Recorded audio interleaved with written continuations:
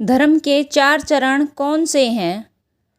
सत्य, सोच, दान और दया, यही धर्म के 4 चरण हैं। सत्य उसे कहते हैं जो बाहिर और अंतर किसी प्रकार से असत्य का लेस ना हो।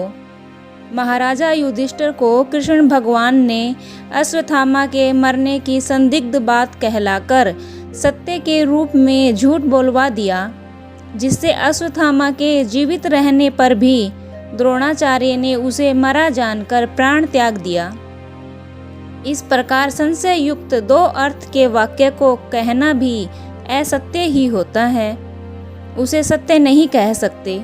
जैसे देखा, सुना, पढ़ा, अनुभव किया हो, वैसा ही कहना सत्य है। सत्य के 6 स्थान हैं। जो इन 6 स्थानों को प्राप्त होगा वह अवश्य सत्यता को प्राप्त कर लेगा। प्रथम, ईमान की सच्चाई, कभी किसी से झूठ न बोले। दूसरी, ईश्वर से सत्य और निष्कपट हृदय से प्रार्थना करे। यदि मन कहीं दूसरे स्थान में हो तो कहे कि हे प्रभु, मैं तेरी प्रार्थना करता हूँ, तब उस समय ईश्वर से झूठ बोला। यदि मन संसार के पदार्थ में मोहित हो, अपने को ईश्वर का भक्त तथा सेवक कहे, तो उसने झूठा संसार को ठगने का मार्ग निकाला। जब तक समस्त संसार की वासना से रहित न हो, तब तक परमात्मा का भक्त नहीं हो सकता।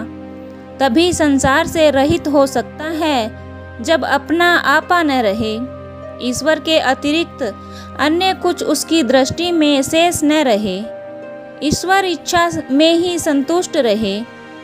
भक्ति में पूर्ण सत्यता यही है। जिसको वह पद प्राप्त नहीं है वह सत्यधारी भी नहीं है। तीसरी सत्यता भावना में है। जिसकी भावना शुद्ध है वह ईश्वर को प्राप्त कर सकता है। जिसको ईश्वर प्राप्त करने की दृढ़ इच्छा हो, उसकी भावना शुद्ध होनी चाहिए। यदि भावना शुद्ध न हो तो सब भाव भक्ति व्यर्थ हो जाएगी। चौथी सत्यता प्रतिज्ञा में होती है। जैसे कोई पुरुष ऐसी प्रतिज्ञा करे कि जब मैं राज्य पाऊंगा न्याय से वर्तूंगा, ऐसी प्रतिज्ञा कभी तो दृढ़ और कभी निर्बल होती है। दृढ़ प्रतिज्ञा को ही सत्य कहते हैं। पांचवी सत्यता प्रतिज्ञा पालन में होती है। जैसे कोई पुरुष युद्ध के समय प्रतिज्ञा करे कि मैं रणभूमि में जाकर सच्ची शूरता दिखलाऊंगा, जीते जी लड़ाई करूंगा। यदि वह समय पर अपने वचन का पालन करे तो सच्चा, नहीं तो झूठा ही है। छठी सत्यता जैसा अपने अंतर में हो वैसा ही बाहर भी जाहिर करे। जिसका भीतर बाहर समान है वही सत्यधारी है। जो अपने हृदयगत भाव को छुपाकर दूसरा भाव प्रकट करता है वह कपटी झूठा होता है। ऐसे नर पशुओं को सत्य का मार्ग नहीं प्राप्त होता। ऐसे मूर्खों ने जगत को भ्रष्ट कर रखा है। दान और दया की दुर्दशा ऐसे ही धूर्तों ने की है। सातवीं सत्यता वहाँ होती है जहाँ की धार्मिक नियमों और आत्मिक विचारों में दूसरों के वचन अथवा शास्त्रों के वाक्य पर ही भरोसा न रखकर अपने अंतःकरण में भी विचार और समझ बूझकर उसे स्वीकार करें। अपनी आत्मा के विरुद्ध किसी भी कर्म में प्रवृत्त न हो।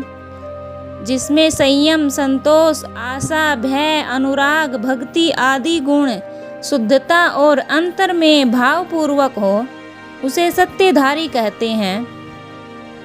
जिनका विश्वास निर्बलता रहित दृढ़ धर्म पर परायण हो, उसे सत्यधारी की पदवी शोभित होती है।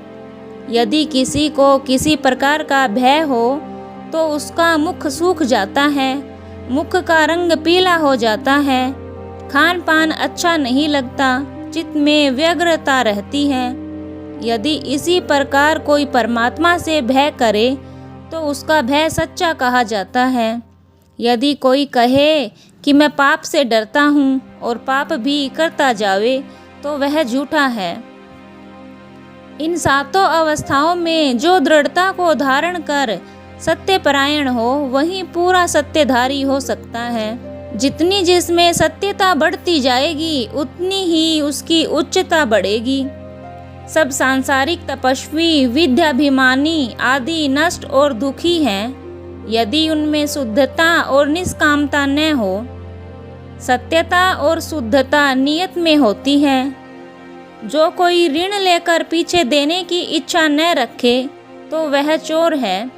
यदि शुभ कर्म करने का बल ना हो तो शुभ नियत रखे। शुभ इच्छा का फल बहुत है। जब नियत में ही भेद आया तो सब नष्ट हुआ। सोच या शुद्धि। सोच नाम शुद्धि का है। वह दो प्रकार की होती है, एक बाहिरंग, दूसरी अंतरंग। बाहिर अंग शुद्धि जल, मिट्टी आदि से होती है। अंतरंग विवेक और विचार से। ईर्ष्या, कपट, छल, शत्रुता आदि आसुरी गुणों को विवेक विचार के बल से त्याग कर अंतरंग शुद्धता प्राप्त करना ही सब धर्म वाले सामान्य भाव से मानते हैं। शुद्धता से रहना ईश्वर सेवा और अर्थ धर्म है। ईश्वर शुद्ध और स्वच्छ लोगों को स्वीकार करता है। इससे यह न समझना चाहिए कि शरीर की शुद्धि और स्वच्छता से आशय है, वरन शुद्धता की 4 श्रेणी है।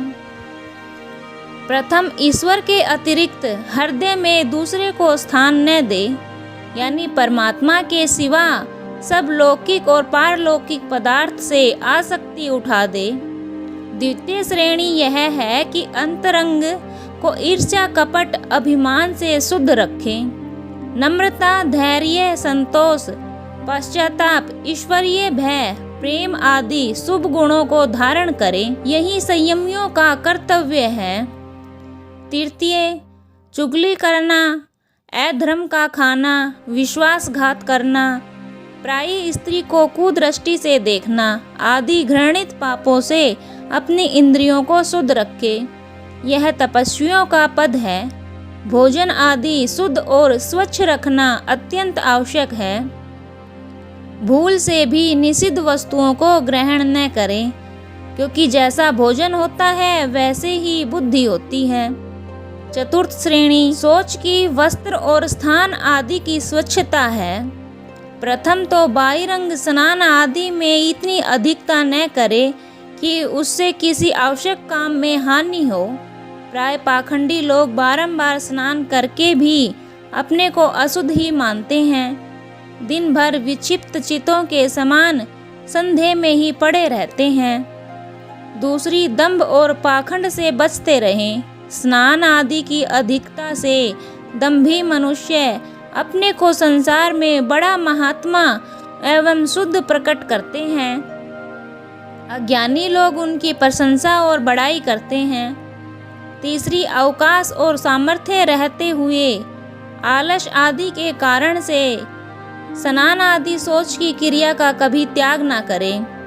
चौथी, जिस सोच आदि क्रिया से किसी जीवधारी को दुख होता हो उसे त्याग देना चाहिए, क्योंकि वह सूची हिंसाजनक होने से अधर्म है।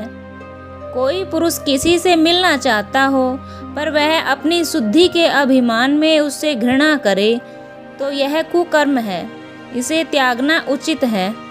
पंचम, भोजन में संयम आवश्यक है। शुद्ध भोजन ग्रहण करे, अशुद्ध न करे। छठी, संयम में इतनी अधिकता न करे जिससे दूसरों को हानि पहुँचे। कोई तो किसी के आवश्यक काम को छोड़कर भी खड़ा रहे पर यह स्नान करने में ही 2-4 घंटे लगा दे।